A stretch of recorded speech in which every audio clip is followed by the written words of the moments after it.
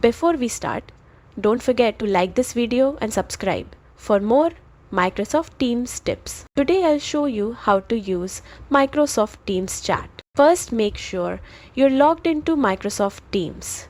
On the left-hand sidebar, click the chat icon to open all your conversations. Select a chat, either with an individual or a group. At the bottom, click the type a message box and start typing. For example, try a simple hello to get started.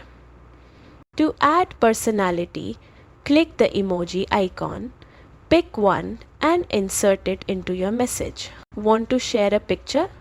Click the picture icon, choose an image from your device and upload it. Need to send a file?